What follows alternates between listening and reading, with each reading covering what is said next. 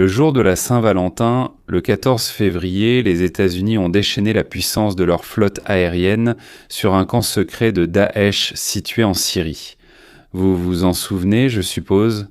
3 Américains ont été tués en Syrie et en décembre, ils ont été abattus à bout portant. Et nous avons établi que le meurtre avait été commis par des combattants de Daesh, qui se cachent justement sur le territoire syrien. Le président Trump a déclaré qu'aucune perte de vie américaine ne resterait sans vengeance ni impunie. Le monde doit savoir que pour une vie américaine, des centaines, voire des milliers de ceux qui ont organisé, exécuté et causé nos pertes seront anéantis. Je vais vous montrer les détails, je vais vous montrer les photos, mais d'abord, nous allons encore parler un peu de la légitimité. En tant qu'ancien soldat de Tsahal, je veux vous dire ce que nous avons toujours voulu voir. Eh bien, en Israël comme aux États-Unis, un des nôtres tué, un des nôtres capturé. Et soyez sûrs que des centaines ou des milliers des vôtres, ce n'est pas œil pour œil, ce n'est pas 2 des vôtres pour un des nôtres, non, pour notre œil, c'est 1000 des vôtres. Et maintenant, passons aux faits, aux vidéos et aux preuves photographiques. Ceci sert de rappel. Si vous faites du mal à des Américains, nous vous traquerons, nous vous trouverons et nous vous détruirons. Et cela nous amène à cette frappe massive qui a été annoncée le samedi matin, le 14 février. Les États-Unis vont progressivement se retirer de toutes les régions du monde qui ne sont pas directement adjacentes aux frontières de notre pays. Mais le processus de retrait ou de déplacement de l'attention nécessite 2 processus simultanés. La première étape consiste à nettoyer le territoire adjacent à notre pays des ennemis, y compris des États qui sont agressivement hostiles aux États-Unis, l'Iran, la Corée du Nord et quelques autres, ainsi que le nettoyage de cette zone du crime, c'est-à-dire par exemple des cartels et des kabunistes. Nous considérons les uns comme les autres comme des structures criminelles.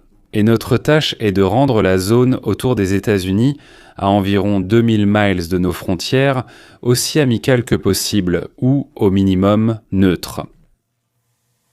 Le 2e B selon notre classification.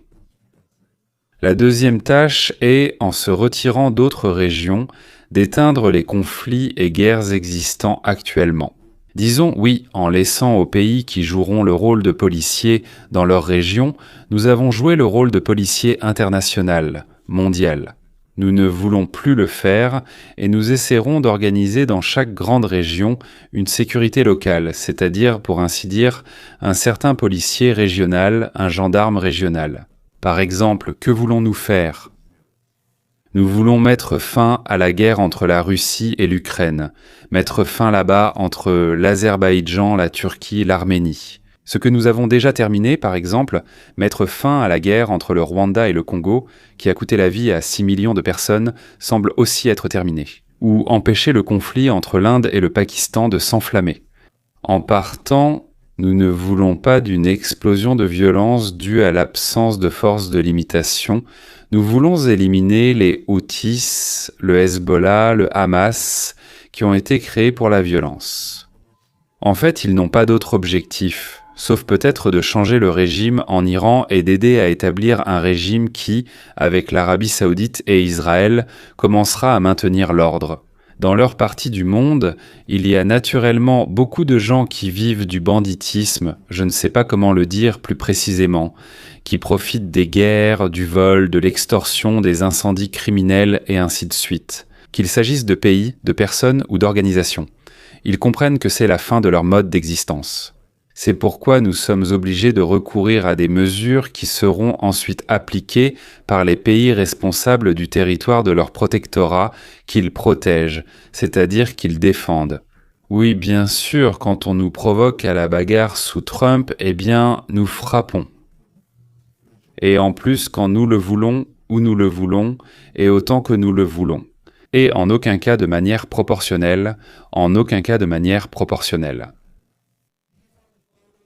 Ce sont des photos de la frappe. Donc ce que vous voyez ici, ce sont les conséquences d'une puissante frappe aérienne sur l'un des points d'appui de Daesh. Nous avons 4 clichés. Voici le premier cliché. Une autre photo, je suppose que celle-ci provient de drones. 4 bombes ont été larguées avec une grande précision, rapidement, l'une après l'autre. Boum, boum, boum, boum. Les méchants reçoivent des ogives en pleine tête. Ici même, nous voyons encore un autre impact de bombe à la suite des frappes aériennes. Puis nous avons une autre photo prise ici même d'une puissante explosion frappant un point d'appui de Daesh. Leur position, franchement, c'est incroyable de voir qu'on leur fait comprendre. Et vous voulez tuer des Américains, vous n'allez pas vous en sortir comme ça. Les avions sont dans les airs.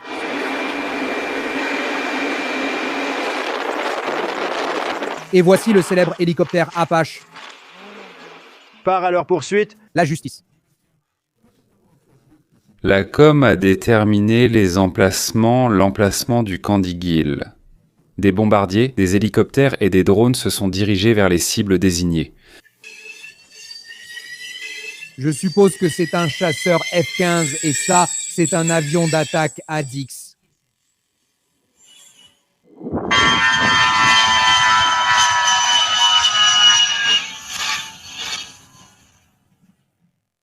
Et voilà, c'est parti, c'est prêt.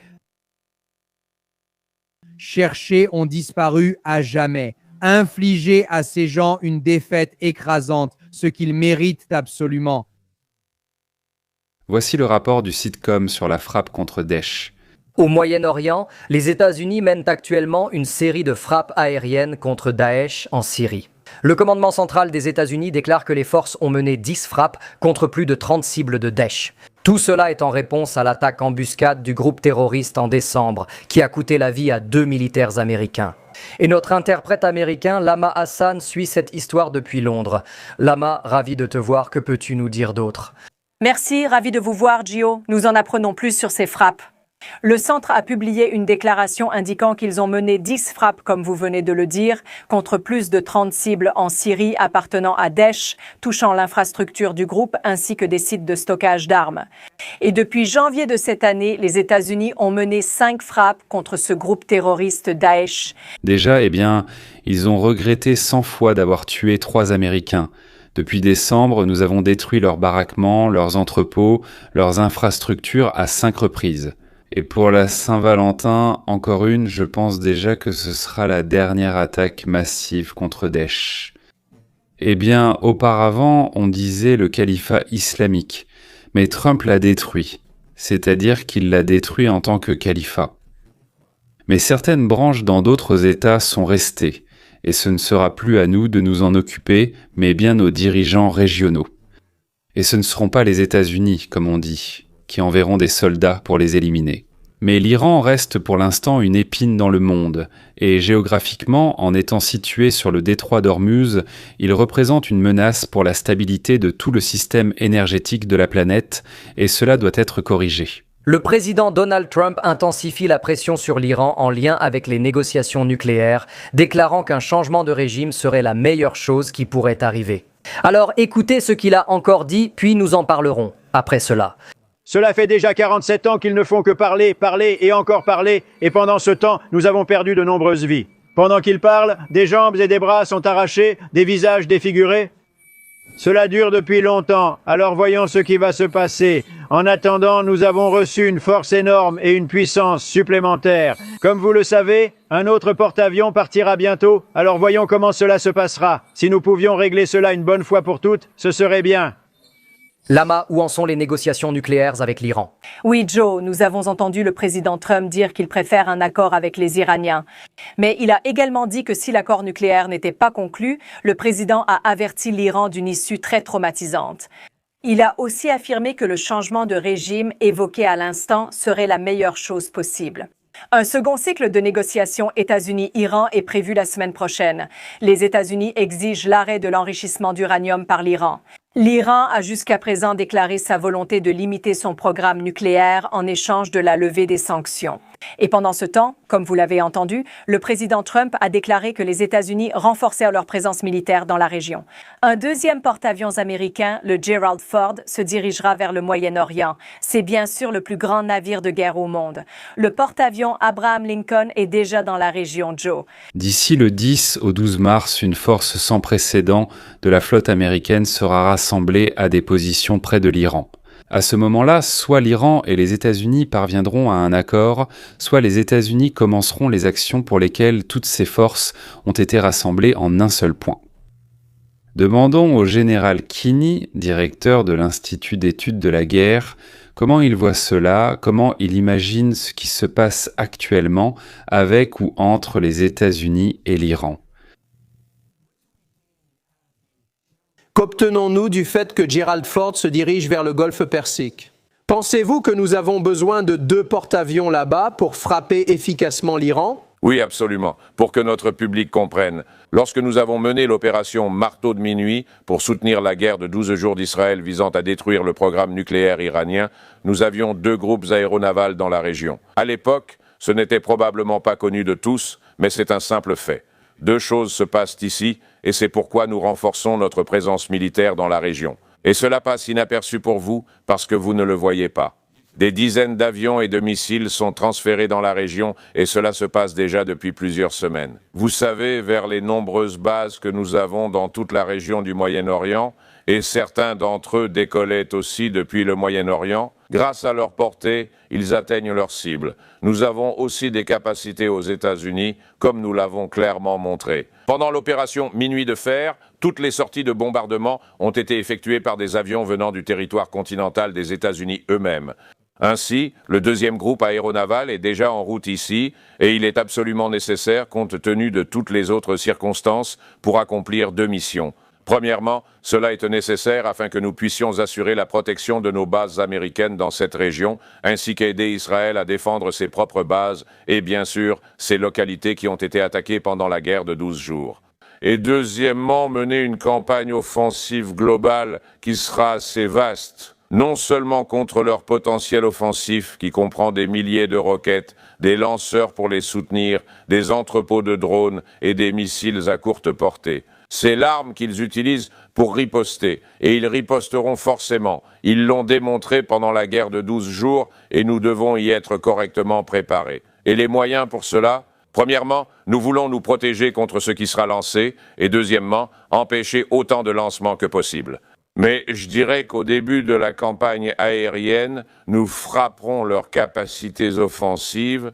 En plus des cibles de commandement, toute l'infrastructure qui soutient littéralement ce régime sera probablement visée par nos actions.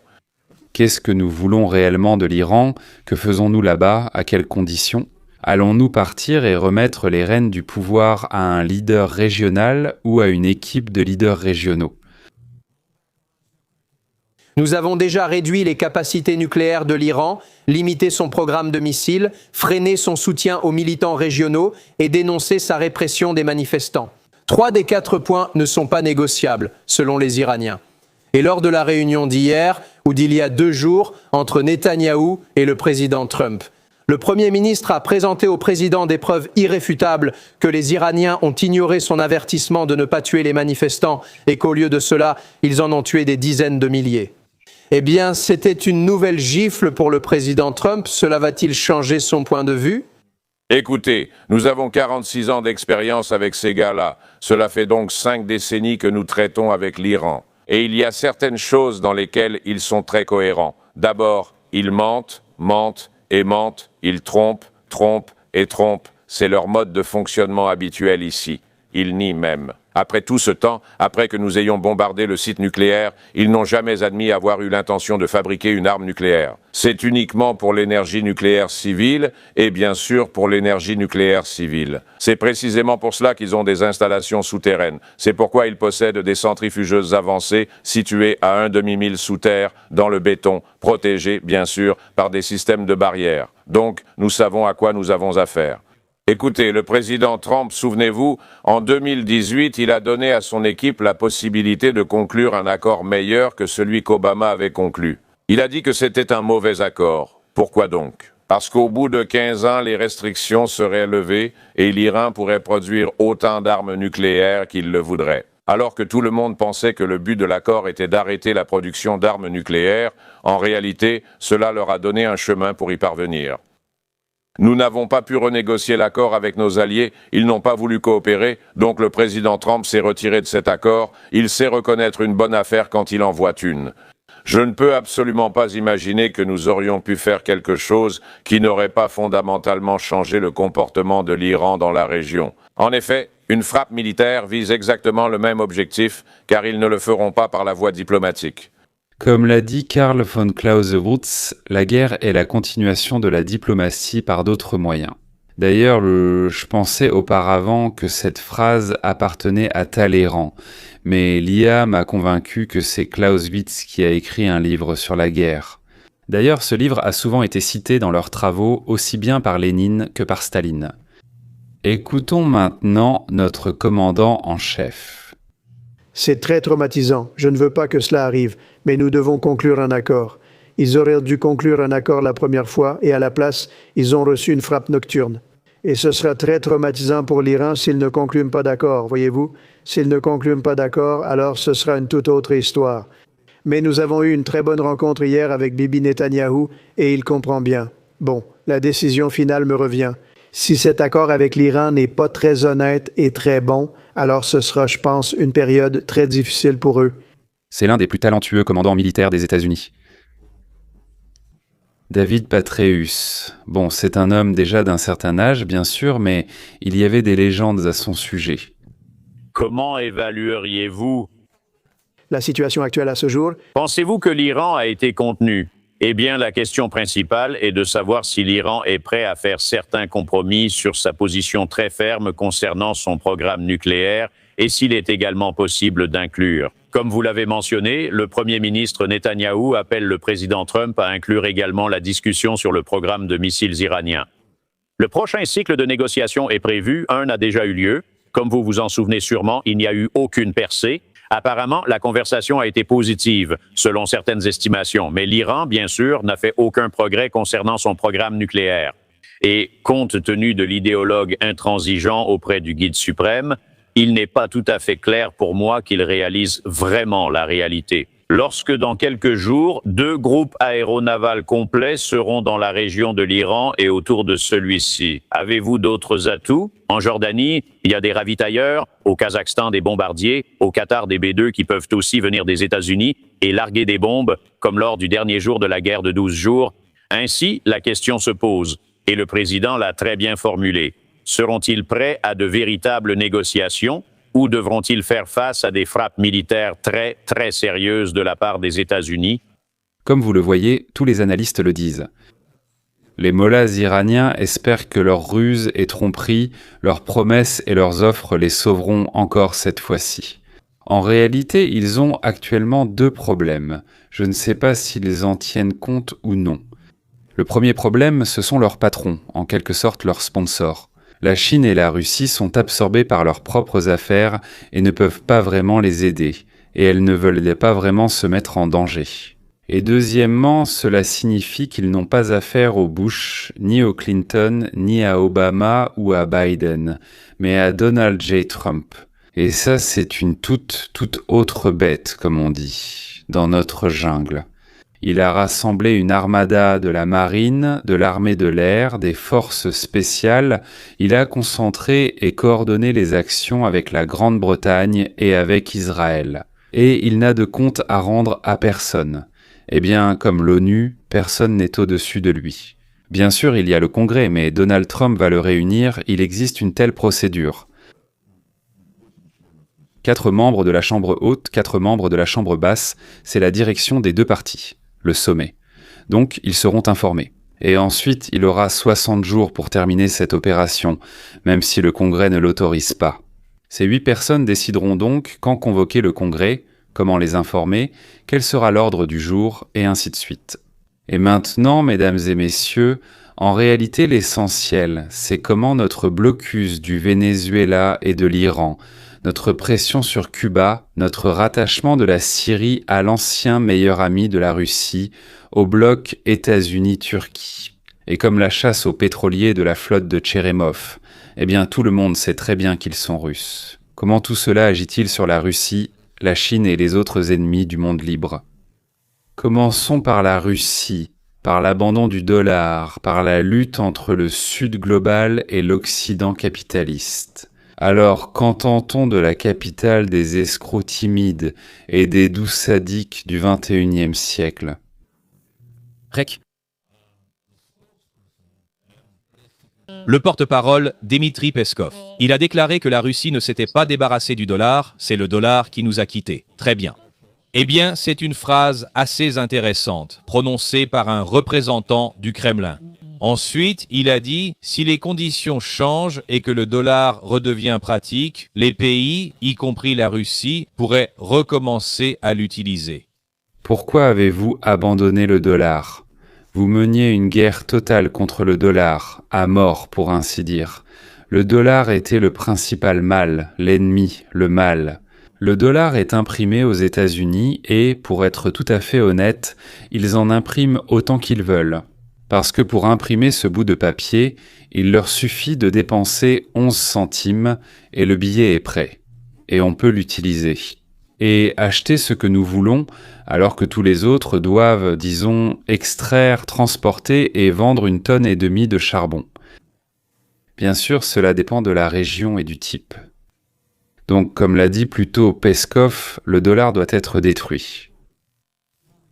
C'est à propos de Yeplandou. Et nous sommes partis parce que nous y étions obligés, pas parce que nous le voulions. Attendez une seconde. Les messages basés sur des propositions internes russes suggèrent que monsieur a détourné le transport coopératif.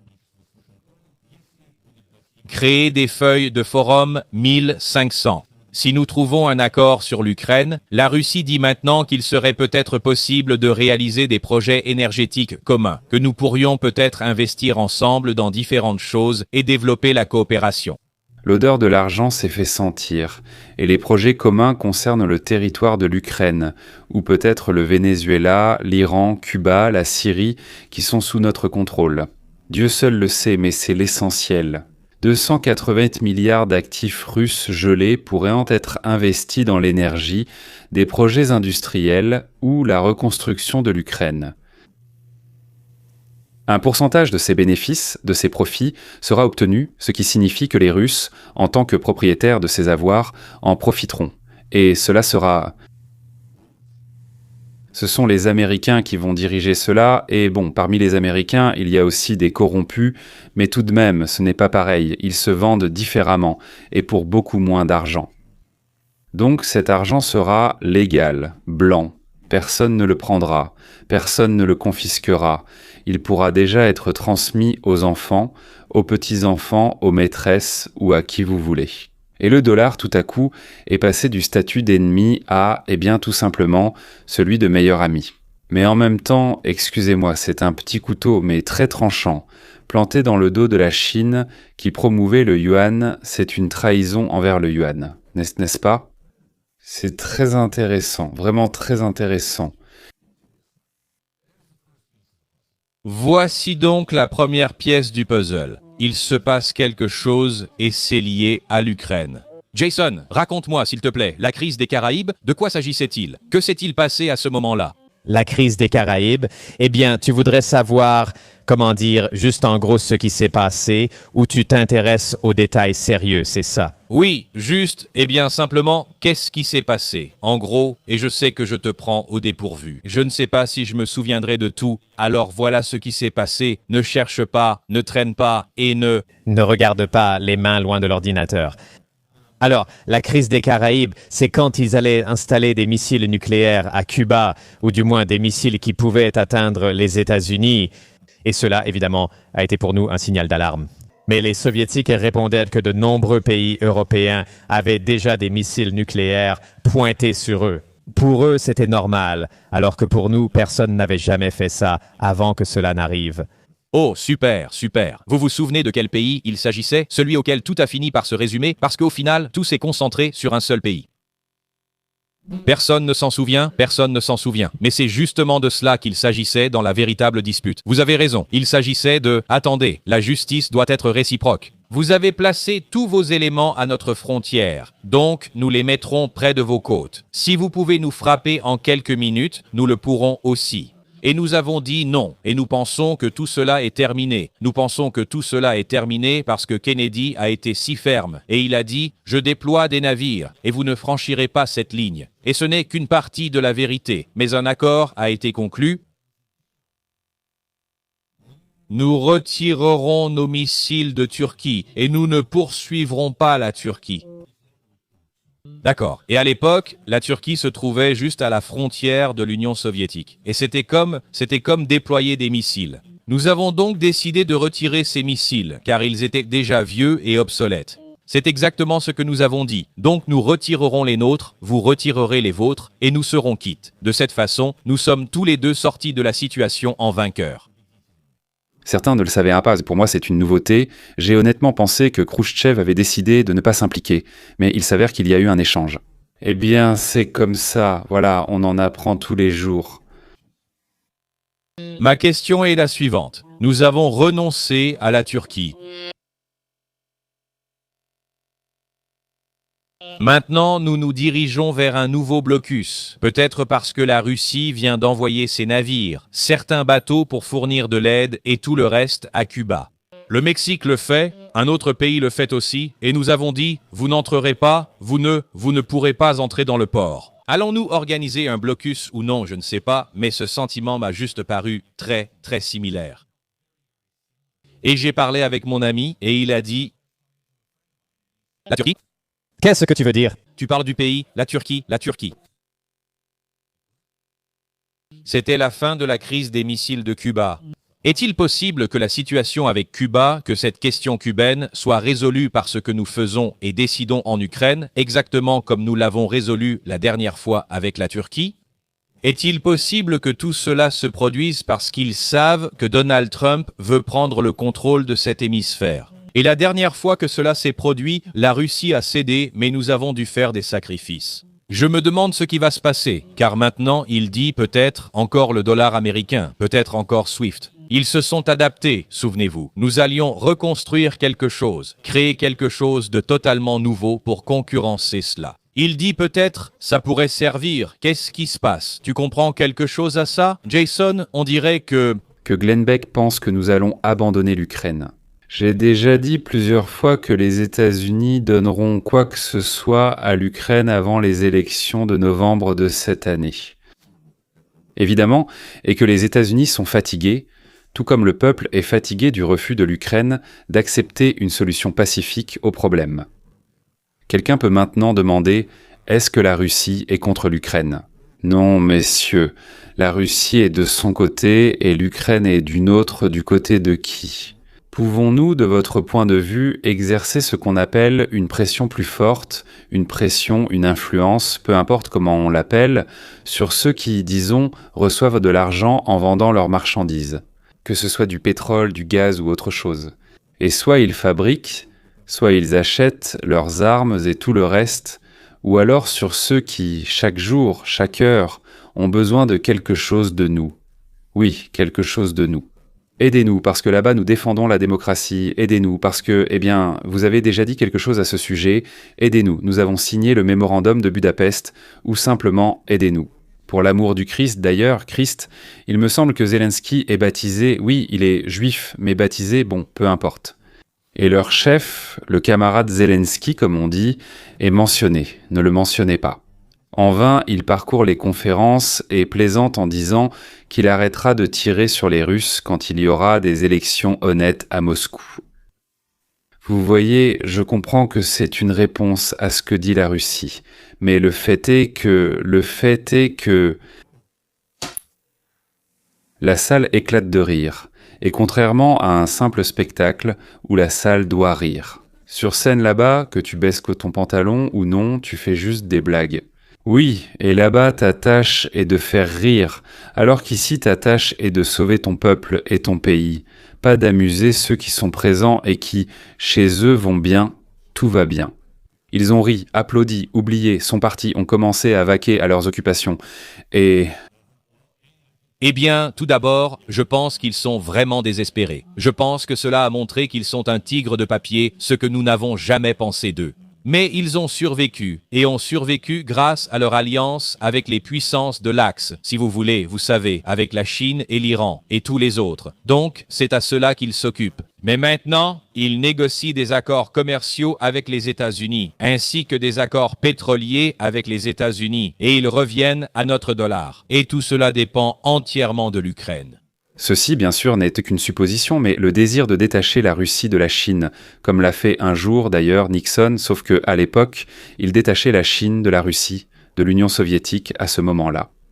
Cela signifie que c'était une tâche de la politique américaine même avant Obama.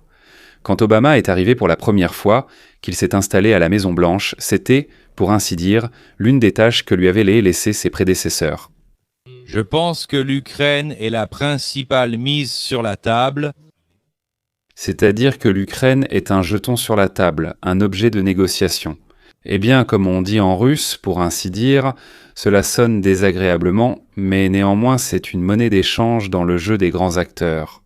C'est ce dont l'Ukraine avait vraiment peur. Eh bien, moi personnellement, j'ai peur. Qu'est-ce que cela signifie ?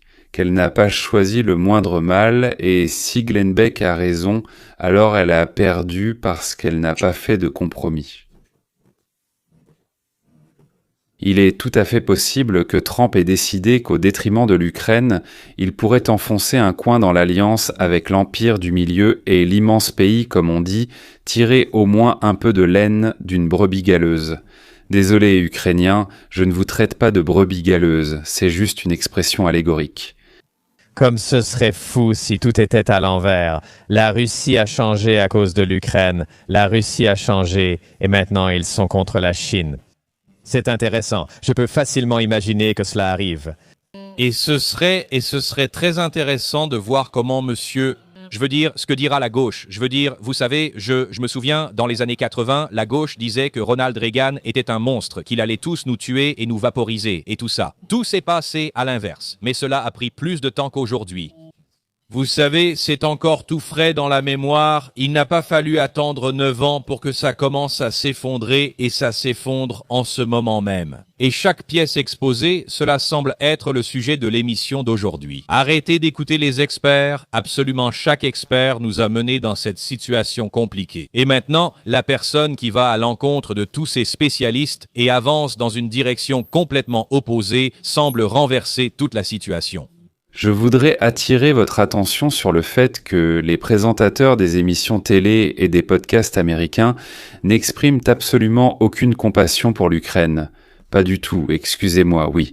Donc, vous avez remarqué qu'ils sont préoccupés par la lutte contre la gauche ou, s'ils sont de gauche, par la lutte contre la droite, c'est-à-dire par les affaires internes. Rompre l'alliance de la Chine avec la Russie et ramener le Sud au dollar, enfin, mondialement parlant, comment dire, le Sud global au dollar, oui, des projets d'investissement, mais le fait que pour cela il faudrait céder l'Ukraine à la Russie, cela n'est pas mentionné du tout. Parce que cela ne les intéresse absolument pas, messieurs. Je suis sûr que vous ne vous intéressez pas à ce qui se passe au Gabon. Eh bien, cela ne vous intéresse pas. Ce qui se passe au Gabon, et même ce qui se passe au Guatemala, ne vous intéresse pas vraiment non plus. D'accord, ça ?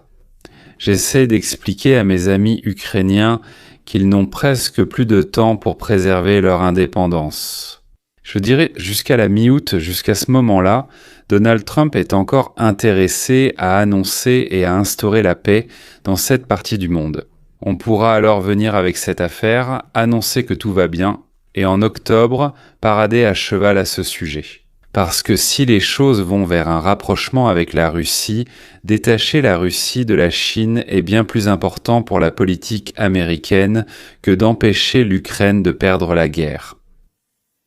Je comprends que c'est le plus important pour vous et que vous ne comprenez pas comment ça ne pourrait pas l'être pour quelqu'un d'autre. Ce n'est pas important, mais je vous le démontre jour après jour. Cela n'a pas d'importance pour la majorité des Américains, c'est-à-dire que c'est important en théorie. C'est comme au Gabon, l'idée de Donald Trump de remplacer le policier planétaire par des gendarmes régionaux.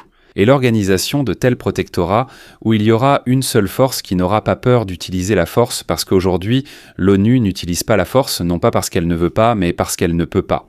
Cela jouera probablement un rôle positif dans la prévention des guerres constantes de petite et moyenne envergure sur la planète. Cela pourrait placer l'Ukraine sous un protectorat face à la Russie. Bien que Rubio fasse tout son possible en ce moment. Enfin, il fait des tentatives, je ne sais pas, tout son possible, pas tout son possible, c'est juste une expression, tout son possible, non. Il fait des tentatives pour ranimer l'Europe mourante et lui donner la force de devenir une puissance, c'est un peu une tautologie, oui, lui donner la force de devenir une puissance, comme elle l'a été autrefois pendant 3 ou 4 siècles. Mais une puissance non pas tournée vers l'expansion, mais une puissance orientée vers la protection, la défense des pays de sa région et la protection de toute la région, contre les barbares, aussi bien de l'intérieur que de l'extérieur, qui voudront forcément prendre ce qui appartient à une civilisation amollie. C'est ce qui s'est passé à chaque fois, comme je l'ai déjà dit, pendant 6000 ans.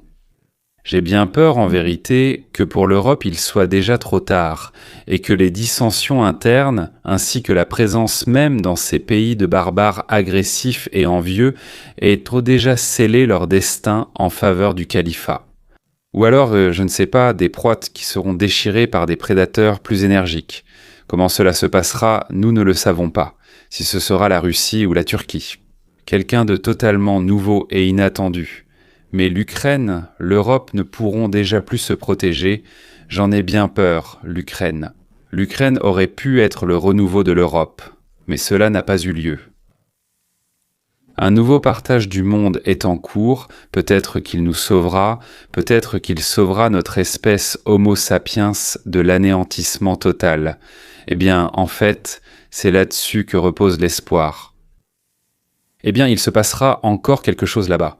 Quelque chose qui nécessitera un nouveau Donald Trump et de nouvelles décisions radicales.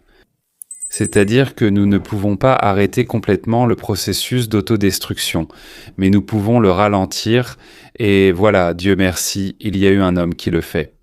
Viva Trump, au revoir à suivre.